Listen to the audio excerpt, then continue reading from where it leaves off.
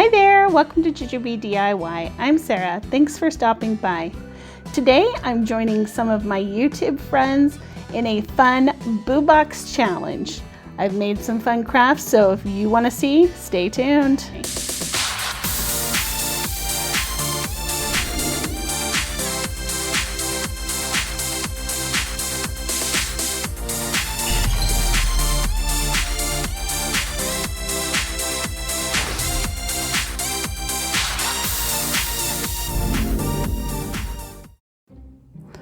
So I received my package from Megan over at the Crafty Quinn. She sent me some amazing goodies to play with, and I had so much fun creating these projects with what she sent.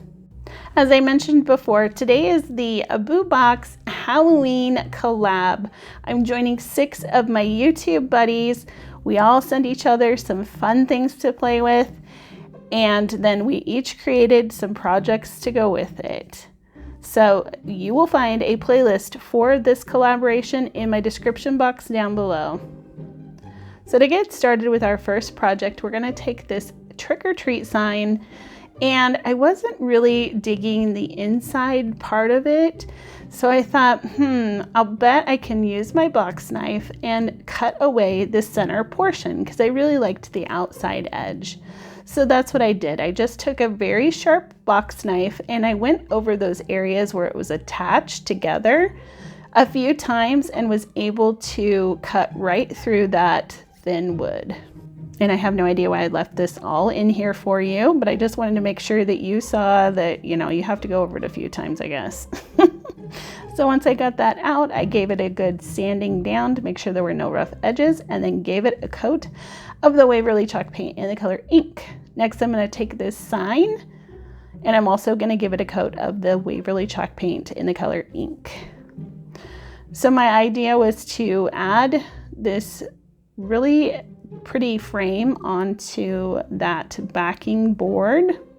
So I just traced around that inside oval, and then I gave it a couple of coats of the Waverly chalk paint in the color plaster. Now before the plaster color dried, I'm going in with the steel from Waverly, and I'm just kind of swirling it in there. I kind of wanted to make it look like a moon, maybe like a full moon kind of. And I got a little sloppy with my paint. You can see like some splatters there, but I left them because I kind of liked it. I thought it looked maybe like stars, or like I thought it gave it some character. So I just left those.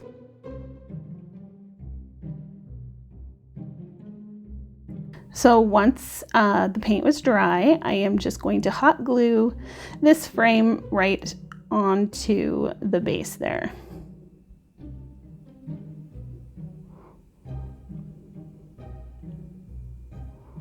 Next, I'm taking this SVG that I found at Creative Fabrica, and I'm going to attach this.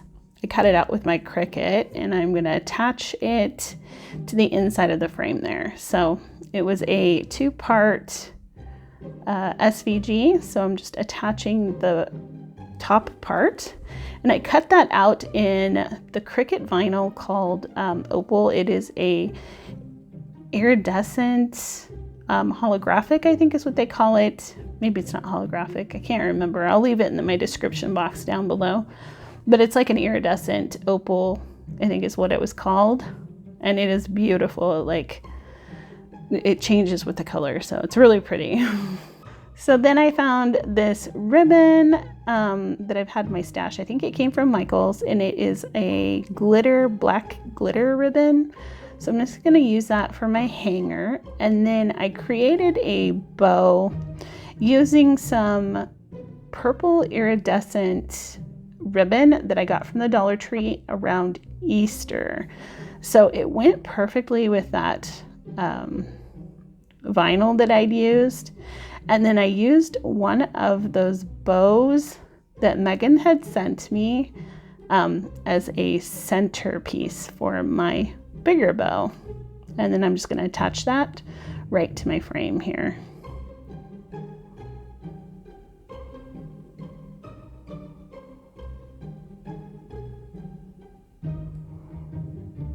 And I'll probably go back and cover that back part of the sign just because there's a lot of glitter, but I didn't have any paper on me, so I'm just gonna leave it for right now. But here's a look at how this turned out. I think it is gorgeous, beautiful, and elegant. Oh, what do you think?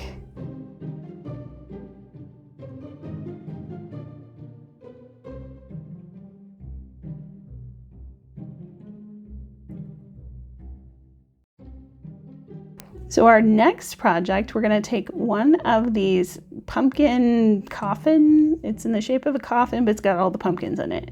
I was like, you know, I wanted to do something different with it. So I'm going to take these jumbo popsicle sticks. These are the ones you can get from Walmart. They're the big ones. And I'm going to glue them to the front of this coffin. So they're all lined up, and then taking a box knife, I'm going to run it along the edge until I can pop the excess off. So I just used hot glue and wood glue to glue those down, and you just have to kind of go over it a couple of times. But if you just kind of pop those up, they break off very easily. So then I'll just give it a good sanding along all the edges to make sure there aren't any splinters. So I'm going to give the coffin part of it a coat of the Waverly Antique Wax, and then I'm going to paint 2 of those bats with the ink color. So taking some of these stickers that I bought from the Dollar Tree, they're just in their, I don't know, stationery area. I am going to put a few of these letters down. So I wanted it to say trick or treat, and I'm going to use these as like a stencil kind of, or like a reverse stencil. So I'm going to put the stickers down where I want them, and you probably saw that I started out with the I first, and that's because the I is the very center of the word, and so I could kind of center that letter to the center of the coffin, and then the other letters on each side will be more even, because I wasn't going to measure today.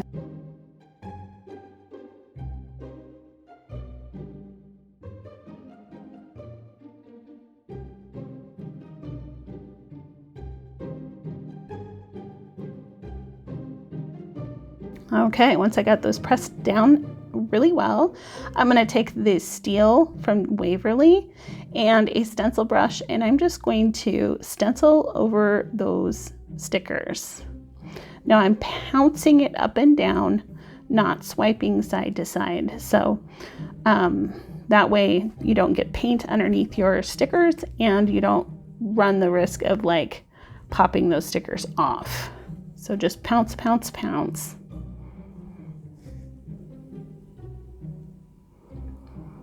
And then before the paint was dried, I took the stickers off.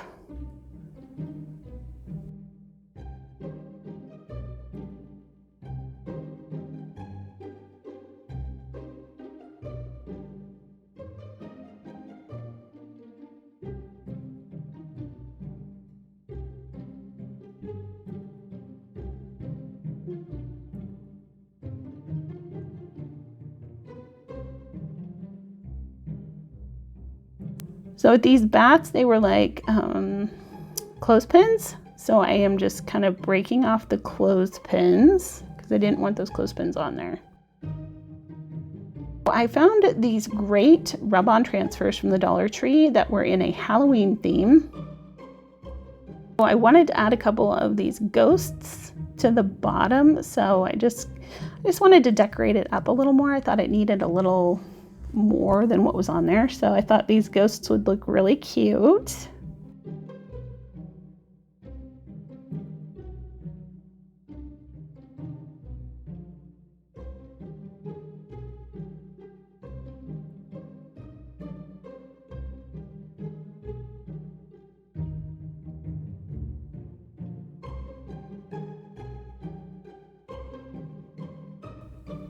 And then this was another set that came with, that was from the Dollar Tree as well.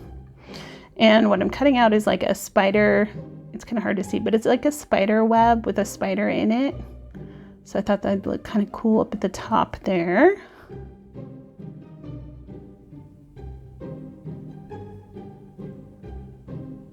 And then they have these little like mice on them. So I wanted to add a little mouse there at the very bottom in the corner, because I thought that'd be just kind of a fun little like element to just, you know, have on there. My girls thought that was so funny to have a little mouse there.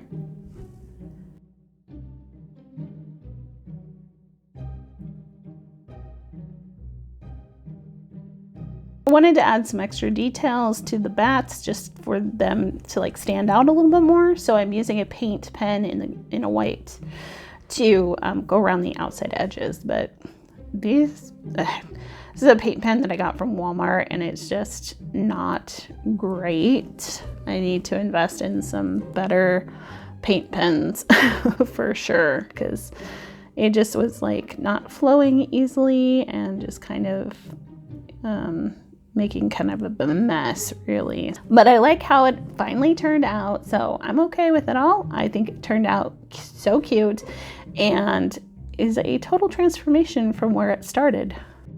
All right, so we're gonna take 3 of the ghosts that Megan sent me, and I wanted to add some black cardstock to the back of the ghosts. So I'm just cutting out some scallop circles that will fit back there. And then using my Crocodile, this is a great tool.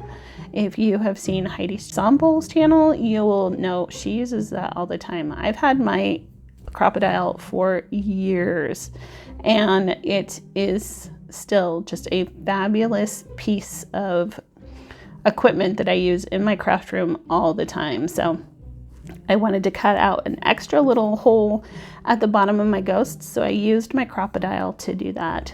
Then I gave my ghosts a paint of the Waverly chalk paint in the color Plaster. And then I went around the edges there with the steel gray, just adding some extra little details. Next, we're gonna put the black paper that I cut out at the beginning. I'm just gonna put those over the eyes and mouth, because I just wanted those to have like a backing to them. So this is floral wire from the Dollar Tree. It is super flexible. You don't even have to have tools to bend this stuff. It is very pliable, but I am going to use these round-nosed pliers to just create some little kind of swirlies. So I put the wire through the hole in my, you know, one of the holes on my ghost, and I'm just going to kind of wrap it around in a little curly Q. Now you can definitely use that, use a pair of needle nose pliers to get the same effect. So you don't have to have those rounded nosed pliers. I just have them on hand, and it makes it a little bit easier to use those. So, and then I'm going to attach this ghost to the other ghost. And again, just kind of wrap, you know, swirling that wire around. And it's so pliable. It's such an easy wire to work with.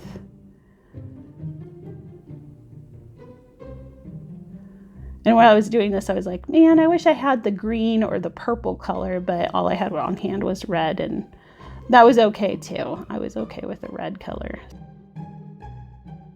So for the very top ghost, I didn't put any wire in there. I wanted to have a hanger for it, so I'm just using some jute twine to pull through and create a hanger for my 3 ghosts.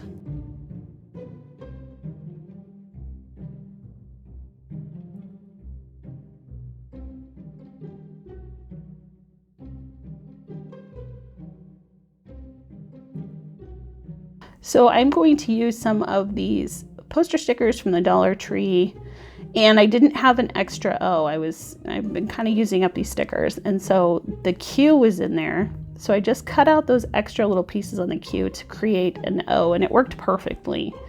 So I'm just gonna stick those stickers on. I actually would recommend using a little bit of liquid glue or glue stick to glue those down.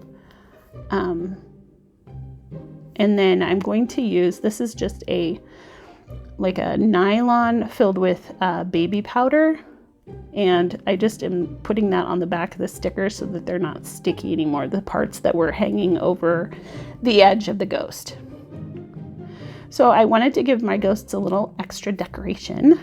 So I'm gonna go in on my first ghost with the scallion from Waverly, an orange color from Apple Barrel. It says it showed folk art there, but I actually used an apple barrel color. And then the lavender from Waverly is the middle ghost.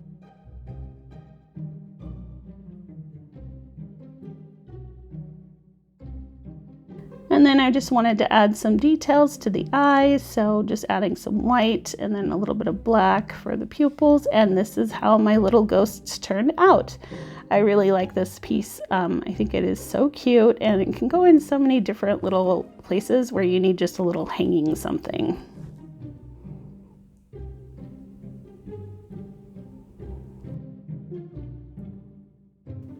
So our fourth and final DIY is going to utilize this decorative box. I'm just going to take the sticker and the hardware off, and we're going to paint the outside edge with the Waverly ink, and then the inside is going to be this beautiful blue color.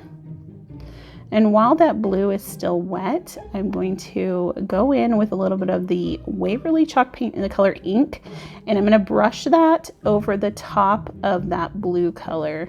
What I'm doing is trying to make a night sky look. So I'm just kind of brushing it over, letting those colors kind of meld together a little bit so that they're a little streaky and it looks more like a night sky.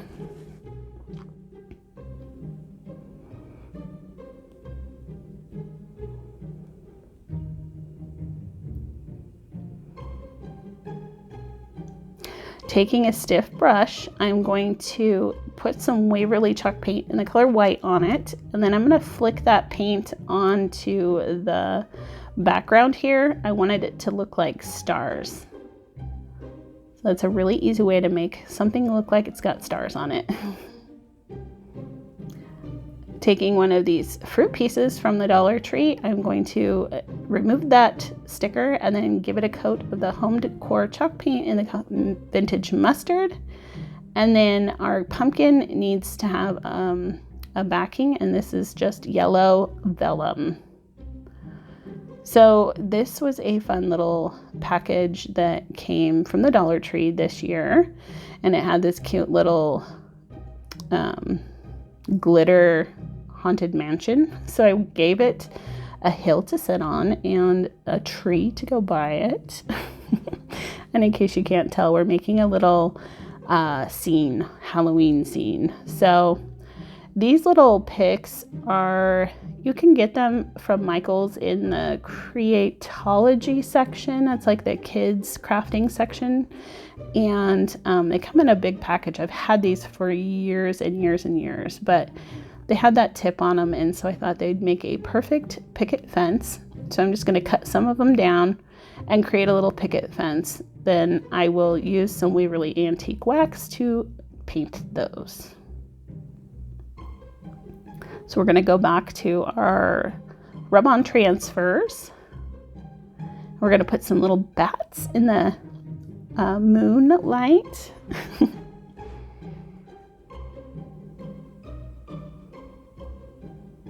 And then these are these are foam squares. You can get the foam on double-sided foam from the Dollar Tree in the Crafter Square section, and then sometimes in the office supply section they also have these foam squares that you can get. So I just cut those down, did 2 layers of it, and then glued that down. So it's popped up off of the piece a little bit. This is kind of a layered look. So then I glued the fence down to the mansion or the haunted house so that it's more forward. And then I found these cute little ghosts in this rub-on transfer set, and I thought some ghosts flying would be perfect. Every haunted mansion needs some ghosts.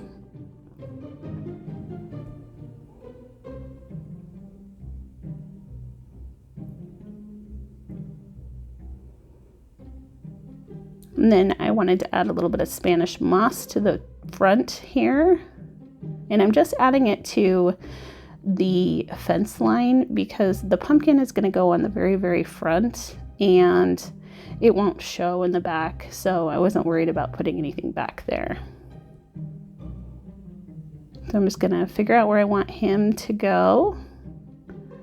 And you can see I added some painted details to my pumpkin, some little like lines to make it look like a pumpkin. And then he needed a little bow. And then I'm taking the skeletons off of the other two of the bows that Megan sent me. And I'm gonna hot glue those down at the bottom. So spooky. And then you can see I did add one of the Dollar Tree copper lights to the outside, and then I stuck the rest of everything else that was left behind the jack-o'-lantern so it lights up. I think that's so cute. So that's all I have for you guys today. Let me know in the comments down below which was your favorite. Make sure you check my description box for the playlist. Go check out the other 6 ladies. They are amazing crafters. You're gonna love it. And I hope you have a happy, healthy, and spooky day. I'll talk to you next time. Bye.